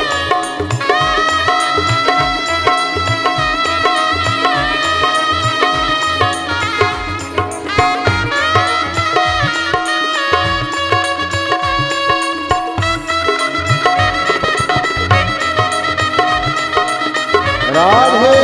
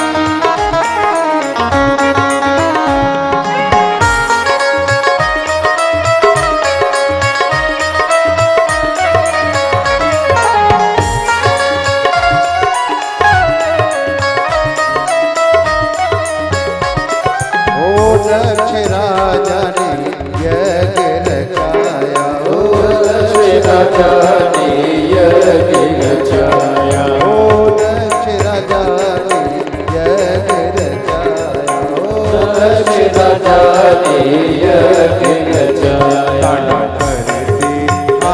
तांडव करती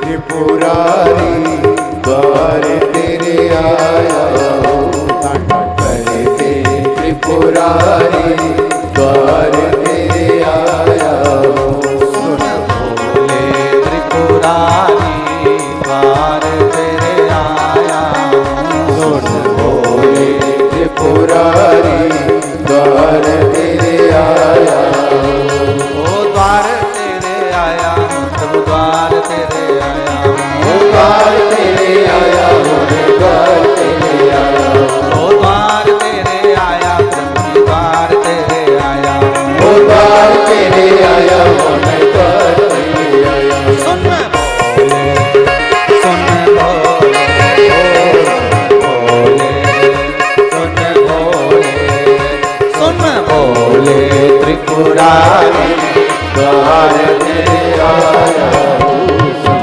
भोले त्रिपुरारी द्वार तेरे आया, सुन भोले त्रिपुरारी द्वार तेरे आया, सुन भोले त्रिपुरारी द्वार तेरे आया, सुन भोले त्रिपुरारी द्वार तेरे आया, सुन भोले त्रिपुरारी द्वार तेरे आया।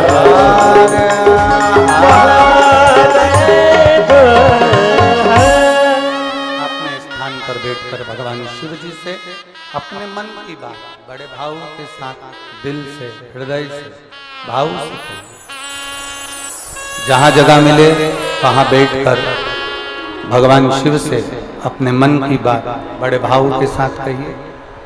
जितने कार्यकर्ता खड़े हैं वो भी प्रेम से बैठकर भाव से बाबा से अपने मन की बात अपने हृदय के साथ दिल से बाबा से प्रार्थना करिए।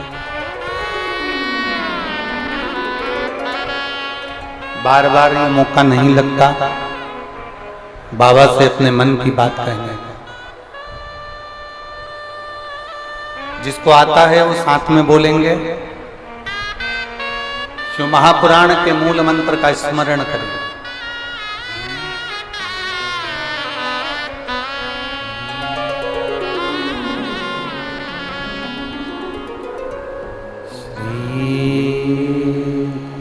शिवाय नमस्तुभ्यं,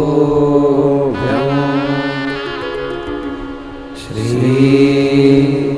शिवाय नमस्तुभ्यं, श्री शिवाय नमस्तुभ्यं, श्री शिवाय नमस्तुभ्यं, श्री शिवाय नमस्तुभ्यं। भोला सब दुख काटो हमारा, ओ भोला सब दुख काटो हमारा। शिव शंकर जपो तेरी माला, भोले बाबा जपो तेरी माला। भोला सब दुख काटो हमारा, ओ भोला सब दुख काटो हमारा। वेश है मंगल मंगलकारी, वेश है मंगल मंगलकारी। शमशान वासी हमारा, शमशान वासी हमारा, ओ भोला सब दुख काटो मारा, ओ भोला सब दुख काटो मारा। शिव कथा कर रही है, भगवान शंकर का संवाद कर रहा है। शिव महापुराण की कथा वर्णन करती है। चंद्र के रोग को शिव समाप्त कर देते हैं।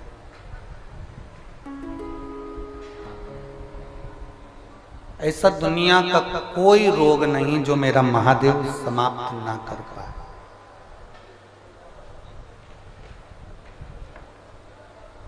एक चीज आपके अंदर होना चाहिए, विश्वास। अगर आपके अंदर विश्वास है, भरोसा है, तो शिव तुम्हारा है और तुम शिव के। फिर वो काम रुक नहीं सकता, वो काम होकर ही रहेगा। अगर भरोसा पक्का है तो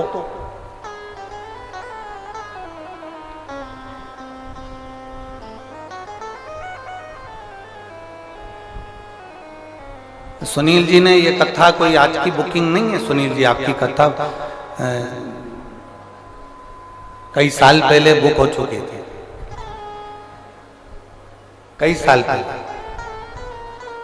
रेवाड़ी वालों को तो बाद में मालूम पड़ा होगा कि सुनील जी कथा करा रहे हैं, तो ये तो आप लोगों को बाद में मालूम पड़ा होगा, पर ये कथा बहुत साल पहले बुक हो गई।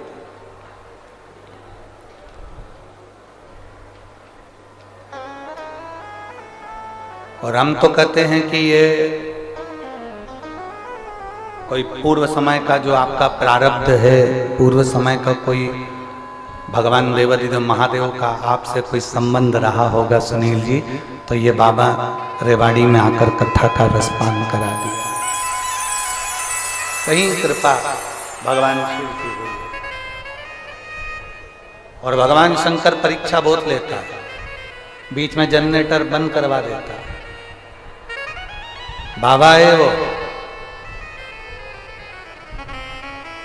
कथा चालू होते होते भी बहुत बहुत समस्याएं सामने आकर खड़ी होती है, पर आप मुस्कुराकर श्री शिवाय नमस्तुभ्यम बोलकर अपने कार्य के लिए जब आगे बढ़ोगे तो समस्या समाप्त होती चली जाती है और बाबा की कृपा बरसती चली जाती है।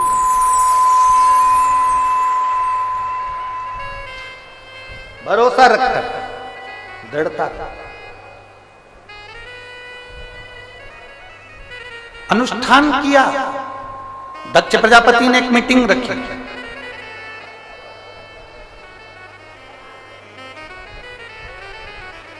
शंकर भगवान भी बैठे थे उस मीटिंग में, उस सभा में शिवजी विराजमान थे।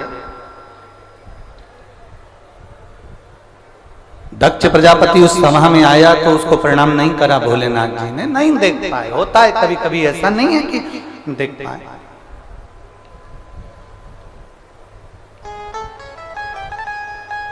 जितने लोग कथा श्रवण करने आए, आपसे निवेदन है, सुनील जी आपको देख रहे हैं कि नहीं देख रहे, इससे मतलब मत रखना।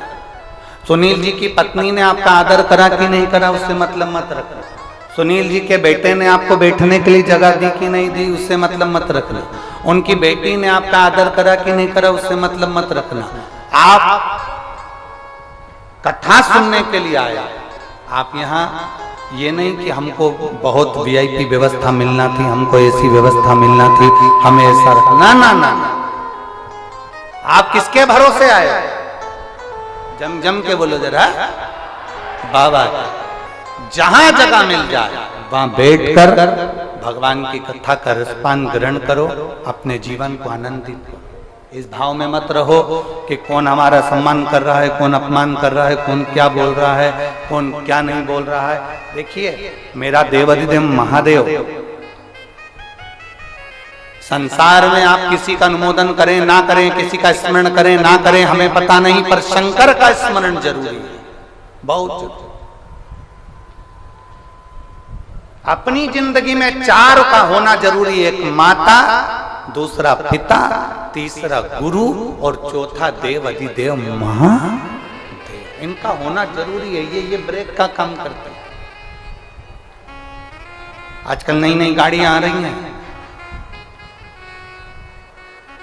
कितनी भी वीआईपी गाड़ी लिया, 1 करोड़ 5 करोड़ 10 करोड़ की गाड़ी लिया, गाड़ी में नई नई गाड़ियों में से क्लच हटा दिया गया है। सुनील जी सही है, नई गाड़ियों में से क्लच हटा दिया, और वीआईपी गाड़ी लिया हो उसमें से गियर, बोलो बोलो जम के बोलो, हटा। दुनिया की कितनी भी वीआईपी गाड़ी लिया हो, भले उसमें क्लच हटा देंगे दुनिया के लोग, बनाने वाले उसमें से गियर हटा देंगे, पर ऐसी कोई गाड़ी आज तक नहीं बनी जिसमें से ब्रेक हटा दिया गया, जिसमें से ब्रेक हटा। कितनी भी वीआईपी गाड़ी बन जाए, 10 करोड़ की, 5 करोड़ की, 3 करोड़ की, 4 करोड़ की, उसमें से क्लच हट जाएगा, गियर हट जाएगा, पर ब्रेक नहीं हटेगा। ये ब्रेक गाड़ी में होना जरूरी है, उसी तरह अपनी जिंदगी में महादेव का होना जरूरी है। ये ब्रेक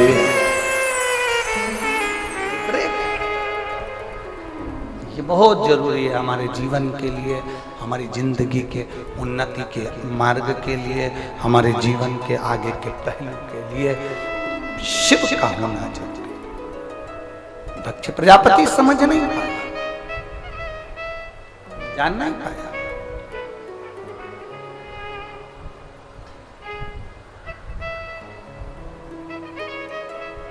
पूरे रेवाड़ी में हाहाकार मचा हुआ था कल, किस बात का? पूरी रोडें जाम हो गई। अरे बोलो तो सही है कि गलत है? पूरे अखबारों में, सोशल मीडिया में सब दूर यही चल रहा था, रेवाड़ी की सारी रोडें जाम हो गई, मार्ग पूरा जाम हो गया, पूरा मार्ग जाम हो गया। लोग कह रहे थे हम जाम में फंस गए, हम उनसे निवेदन करेंगे, ये शंकर की कथा का जाम है, जो इसमें एक बार फंस जाता है बाकी की दुनिया के जाम में नहीं फंस पाता है, क्लियर निकलता चले जाता है। क्लियर, एक बार फंसे हो ना, एक बार अंदर आ गए हो ना, एक बार तुम्हें तकलीफ हो गई ना, 5 दिन तुम जो यहाँ फंसे हुए हो, चिंता मत करना, बाकी की उलझन में नहीं फंसोगे, बाकी की उलझन में क्लीन रहोगे एकदम।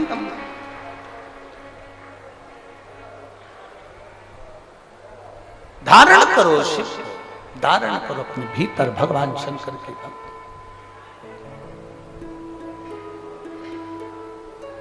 और जितना उसको धारण कर सकते हो उतना, अपने जीवन को जितना सार्थक बना सकते हो उतना बनाए, उतना। शिव कथा कर रही है, भगवान देवाधिदेव महादेव का संवाद कर रहा है, शिव महापुराण की कथा कर रहा है। दक्ष प्रजापति, शंकर भगवान जब उठकर प्रणाम नहीं करे, नमन नहीं करे, झुके नहीं, प्रणाम नहीं किया, क्रोध आ गया। क्रोध, इतना क्रोध आया, इतना क्रोध आया कि दक्ष प्रजापति ने श्राप दे दिया भगवान देवाधिदेव महादेव को, तो मेरा दामाद होकर, मेरा जमाई होकर तुमने मुझे प्रणाम नहीं करा, मैं तुम्हें श्राप देता हूं। सुनो दक्ष प्रजापति कहते हैं, सुन शंकर, सुनो देवाधिदेव महादेव, सुनो शिव, तुम मेरे दामाद होकर तुमने मेरा सम्मान नहीं करा, मेरा आदर नहीं करा, मैं तुझे श्राप देता हूं कि तुम शमशान में निवास करो। शंकर भगवान को कोई टेंशन नहीं था। पार्वती जी को भले थोड़ी चिंता थी कि अपन शादी के बाद कहां रहेंगे। पार्वती जी ने शिव जी से ये पूछा था, अपन शादी के बाद कहां रहेंगे। कई लड़की लड़के से पूछ लेती है, अपन शादी के बाद कहां रहेंगे। लड़का लड़की आपस में बोल देते हैं, तू मेरे दिल में रहना, तू मेरे दिल में रहना। हमने अभी कथा में कहा था प्रेम इसको नहीं कहते कि तुमने हाथ पे नाम लिखा लिया, छाती पे नाम लिखा लिया, भुजा पर नाम लिखा लिया। इतनी लंबी चाहत है तो प्रॉपर्टी पे नाम लिखा के बताते। इसको प्रेम नहीं करते, ये दिखावा है, केवल दिखावा। और मेरी जीजियों आपसे निवेदन है, शंकर के मंदिर में, शिवालय में, शंकर की चौखट पर, भगवान शंकर के मंदिर में दिखावे का काम नहीं होना चाहिए। बस दिल से जाना, दिल से पुकारना, दिल से कहना, दिल से सुनाना और दिल से सुनना। मेरा महादेव तुम्हारे ऊपर कृपा बरसाना करा रहे। दिखावा नहीं, मेरे शंकर भगवान को दिखावे से कोई मतलब नहीं, कोई मतलब।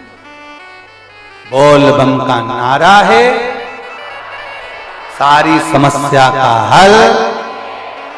मेरे शंकर भगवान को दिखावे से मतलब नहीं, मेरे शिव जी को केवल तुम्हारे निर्मल मन से, तुम्हारे चित्त से, तुम्हारी वृत्ति से, तुम्हारे हृदय से। पार्वती जी ने जरूर महादेव से कहा था, शंकर भगवान से पार्वती जी विवाह करने से पहले बोली थी अपन कहां रहेंगे, तुम होते तो कह देते दिल में। महादेव ने कहा नहीं, मुझे श्राप लगा है, मुझे श्राप है, अपन रहेंगे शमशान में। पार्वती जी बोली शमशान में, वहां अपन से मिलने कौन आएगा, वहां अपने पास में कौन आएगा। शंकर भगवान बोले कोई नहीं आएगा, ऐसे नहीं आएगा तो लोग उसे बांध कर लाएंगे, तो चिंता मत कर, कोई ऐसे नहीं आएगा, उसको बांध कर लाया जाएगा और आखिरी में अपने पास छोड़कर जाएगा, फिर वो वापिस नहीं जाएगा, अपना हो जाएगा। अपना कौन है?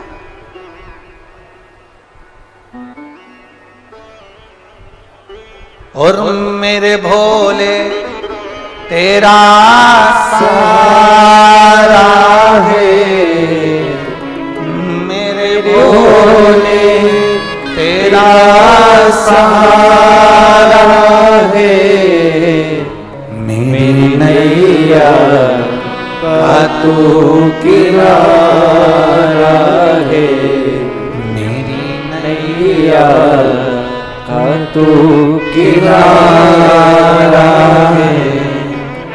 मेरे भोले तेरा सहारा है, मेरी नैया का तू किनारा है, मेरी नैया का तू किनारा है।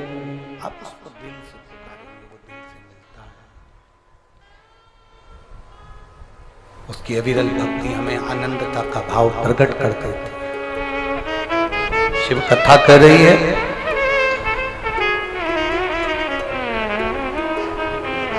सती अपने प्राणों को, वही सती मैया, वही सती माता जान नहीं पाई थी महादेव, पहचान नहीं पाई थी। सबसे बड़ा है कथा के अंदर एक प्रसंग सबसे भारी है। माता पार्वती जी ने 51 जन्म लिए हैं, पर 51 जन्म माता पार्वती ले लेकर थक गई और शंकर जी को पहचान नहीं पाई। 51 जन्म। अब जरा विचार करिएगा, पार्वती जी 51 जन्म लेने पर भगवान शंकर को नहीं पहचान पाई, तो आप और हम कैसे पहचान सकते, कैसे जान सकते।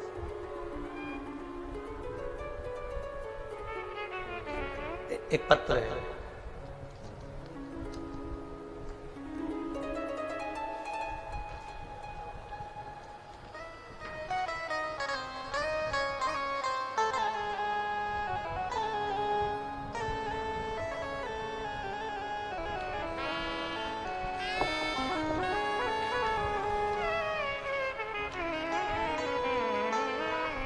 मेरा नाम मनीषा बेदी, रहने वाली मैं रेवाड़ी हंस नगर की हूं।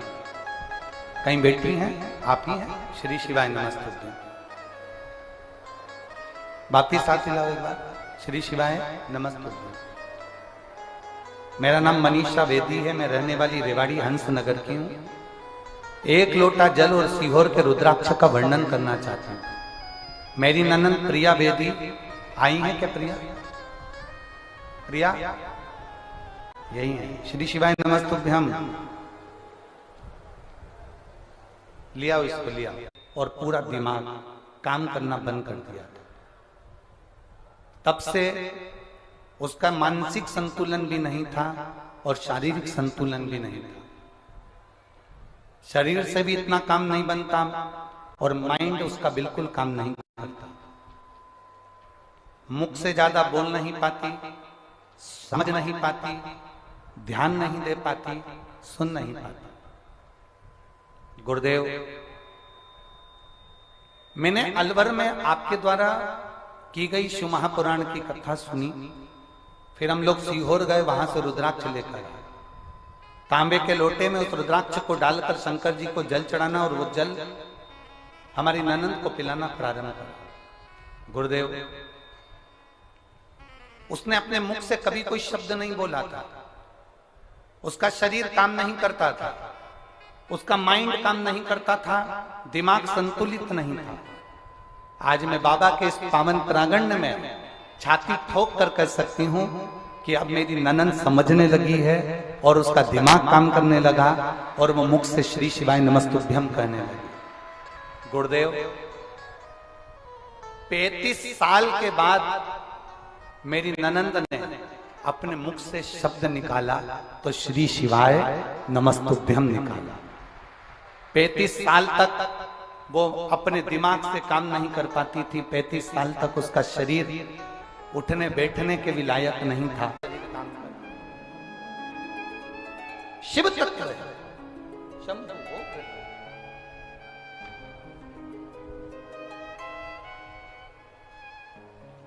दिल से मांगा है। इन्होंने लिखा, अलवर की कथा में जिस भूमि पर बैठकर कथा सुनती थी, आरती होने के बाद उस भूमि की रज को मैं उनके शरीर पर लगा। ये शिव तत्व है, ये भक्ति है।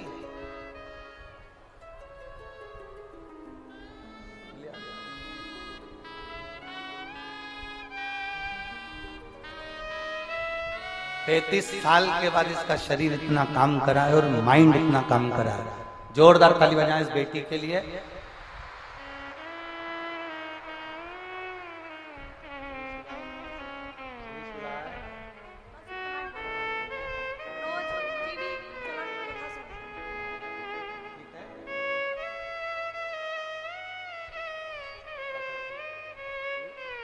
श्री शिवाय नमस्ते।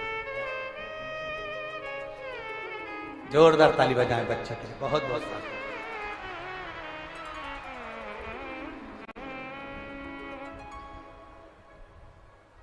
शिव भक्ति का एक प्रतीक।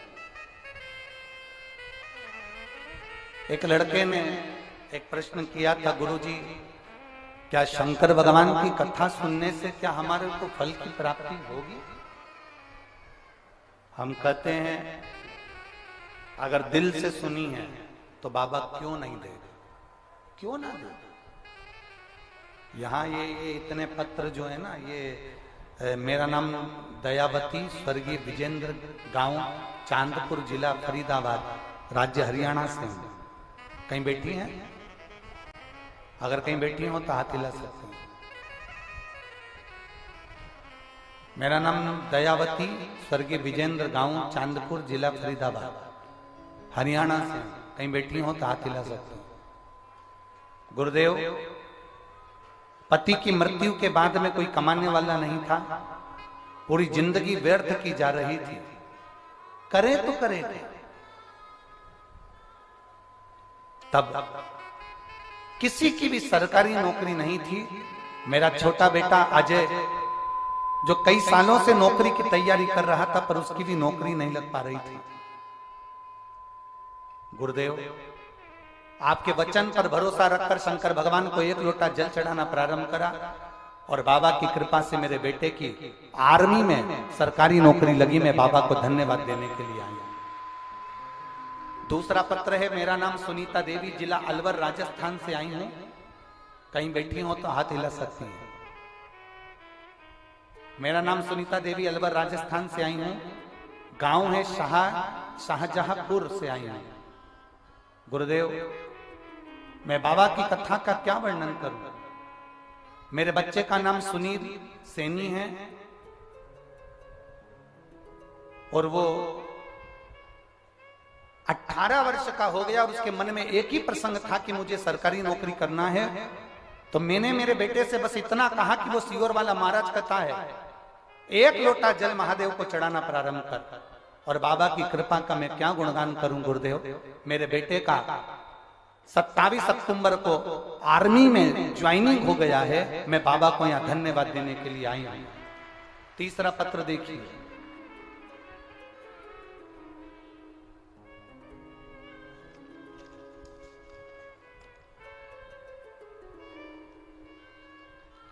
गुरुदेव, मैं चंद्रकला सैनी पति राजकुमार सैनी, राजीव नगर, हिसार, हरियाणा से आई हूं। कहीं बैठी हो तो हाथ हिला सकती हैं। हिसार हरियाणा से आई हूं। मैं बाबा का क्या गुणगान करूं गुरुदेव। हमारे परिवार में किसी की भी सरकारी नौकरी नहीं थी। इतना दुख हमारी जिंदगी में था। केवल आप कहते हो कि पंडाल में बैठकर कथा सुनना चाहिए। आज मैं छाती ठोक कर कहती हूं कि पंडाल में कथा सुनने का फल क्या है। हमें जगह नहीं मिली। हम एक जगह कथा श्रवण करने के लिए बाहर बैठकर कथा सुनते रहे और मेरे बाबा ने मुझे छप्पर फाड़ कर दे दिया। मेरे 2 बेटे, बाबा की कृपा से एक बेटे ने जो कथा सुनी, बाबा ने ऐसी कृपा करी कि उसको HDFC बैंक में नौकरी दे दी। और दूसरा बेटे ने फिर दूसरे पंडाल में बैठकर कथा सुनी तो मेरे बेटे को VLD पशुओं के सरकारी अस्पताल में उसको नौकरी मिल गई। मैं बाबा को धन्यवाद देने के लिए आया। ये शंकर ओघड़ी है, शंभु, त्रिकालदर्शी, कैलाशी, अविनाशी। कई लोग बाहर खड़े रहते हैं, बाहर बैठे रहते हैं, उनके मन में आता है कि हमें भी पंडाल के अंदर जाना है। मेरा निवेदन केवल इस व्यासपीठ से इतना सा रहेगा, तुम्हें जहां जगह मिल जाए, जहां तुमको जगह मिले तुम वहां बैठकर कथा सुनो। पर इतना ध्यान लगाकर सुनना कि आप भगवान शंकर की कथा को बैठकर सुन रहे हो। शिव तुम्हारे सम्मुख में और तुम शिव के सम्मुख में, कोई दूसरा तुम्हारे बीच में नहीं, केवल शंकर ही शंकर तुम्हारे सामने भी है, तुम्हारे सम्मुख भी है। शिव के सिवा कुछ खाली ना जाता कोई दर से तुम्हारे, खाली ना जाता कोई दर से तुम्हारे। मैं भी खड़ा हूँ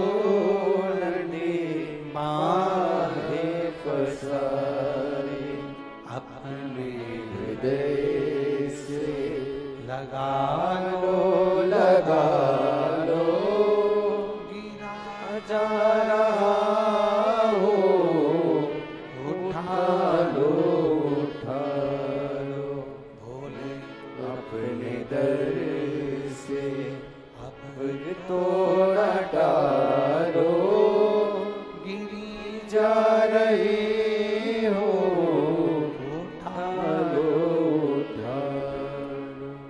दिल से किया गया भजन खाली नहीं जाता। सती मैया ने प्राणों को त्याग दिया। वही सती माता हिमालय राज के घर में मैनावती जी के गर्भ से पार्वती के नाम से विख्यात हो गई। पार्वती माता का जन्म हुआ। अब बाल्यावस्था से माता पार्वती जी के मन में एक ही बात थी कि शंकर को समझना, शिव को जानना।